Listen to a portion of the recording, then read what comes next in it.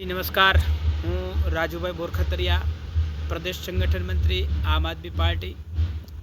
आपनी समक्ष एक बात करवी है कि जूनागढ़ महानगरपालिकानी चूंटणी पूरजोशमां चाली रही है। जे नॉमिनेशन प्रक्रिया, जे फॉर्म भरवानी जे प्रक्रिया है लगभग पूर्ण थवा आवी छे।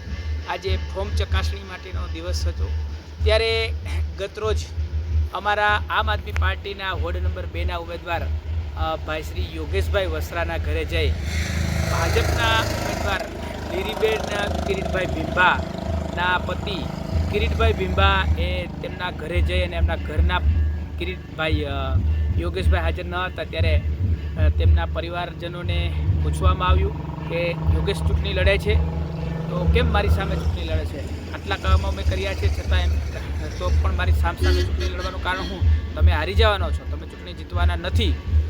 એવી રીતના ઘણી બધી ધાક ધમકી આપી, ચૂંટણી ન લડે, ચૂંટણીમાં ફોર્મ ખેંચી લેવાની વાત પણ કહેવામાં આવી। ત્યારબાદ એમને કહેવામાં આવ્યું કે ચૂંટણી હારી ગયા પછી હું ચૂંટણી જીતી જાઉં અને નગરપાલિકા તમને કંઈ નુકસાન કરે, નગરપાલિકા તમને કંઈ હેરાન પરેશાન કરે અથવા તો તમારી જે કંઈ પણ મિલકત પ્રોપર્ટી તેમાં કંઈ નુકસાન થાય અને ત્યારે તો પછી તમે મારી પાસે આવતા નહીં, હવે તમારા દરવાજા અમારા માટે પૂરા બંધ થઈ ગયા છે। એનો મતલબ શું નગરપાલિકા લોકોને એવી રીતના હેરાન કરશે?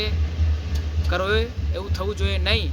અને આ જો થાય, આવી રીતના આચારસંહિતાની જ્યારે વાત ચાલી રહી, આચારસંહિતા લાગી ગઈ હોય ત્યારે એકબીજા ઉમેદવાર પાસે જવું, આવી રીતના ધાક ધમકીથી વાત કરવી એ ગુનો થાય છે।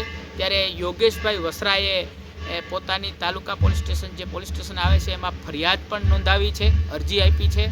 એક જે ચૂંટણી અધિકારી છે એમને પણ ફરિયાદ આપી છે અને સ્પષ્ટ માંગણી કરી છે કે આ જે ઉમેદવાર છે એમના પતિએ આવી રીતના ધમકી આપી છે તો એ ઉમેદવારનું ફોર્મ રદ થવું જોઈએ અને એના માટે આમ આદમી પાર્ટી અને અમારું શીર્ષ નેતૃત્વ પણ એક માંગ કરી રહ્યું છે કે આ જે થઈ રહ્યું છે લોકશાહીનું ખુલ્લેઆમ હનન છે, આ નવ થવું જોઈએ અને એના માટે એક પોલીસ સ્ટેશનમાં પણ ફરિયાદ દાખલ કરવામાં આવી છે અને ત્યાં આરો જે ચૂંટણી અધિકારી છે એમને પણ આ વાતની જાણ કરવામાં આવી છે કે આવું અયોગ્ય વર્તન થઈ રહ્યું છે, ત્યારે આ ઉમેદવારનું ફોર્મ રદ થવું જોઈએ એવી યોગેશભાઈની માંગ છે અને યોગેશભાઈએ કીધું છે। ત્યારે પાર્ટીના એક જવાબદાર વ્યક્તિ તરીકે મારી પણ આપ સમક્ષ એક સ્ટેટમેન્ટ રાખવું છે કે આ જે થઈ રહ્યું છે ખૂબ નિંદનીય વાત છે।